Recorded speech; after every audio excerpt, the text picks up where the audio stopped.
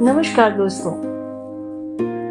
समय आने पर दिखते हैं लोगों के असली चेहरे, अन्यथा समय से पहले तो सब वफादार नजर आते हैं। किस्मत का लिखा सबको सहना पड़ता है मित्र, क्योंकि परेशानियां बेची नहीं जा सकती और सुकून खरीदा नहीं जा सकता। बोलने से पहले सोचो, क्योंकि शब्द लौटकर नहीं आते। जिंदगी में सबसे गहरी चोट कभी कभी शब्द दे जाते हैं। सुंदरता तो आंखों का भ्रम है। किसी का दिल जीतने के लिए व्यवहार की सुंदरता होना जरूरी है।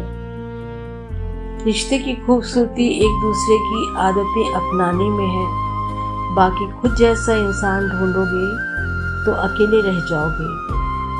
हर किसी पर भरोसा मत करना, क्योंकि नमक और शक्कर एक ही रंग के होते हैं। रूप और रुपया का कभी घमंड नहीं करना, क्योंकि गरीबी और बीमारी कभी पूछ के नहीं आती।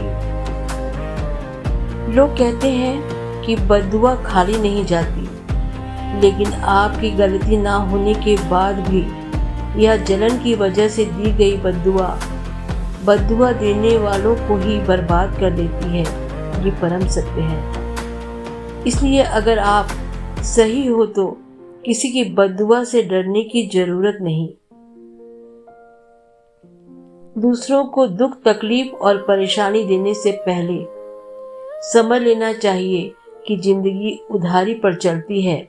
जो दिया हो वो लौट कर जरूर आएगा। वक्त चाहे कितना भी लगे, सच जरूर सामने आता है और एक दिन छल करने वाला अपनी ही जाल में फंस जाता है। दूसरों को गिराकर खुद को होशियार मत समझो।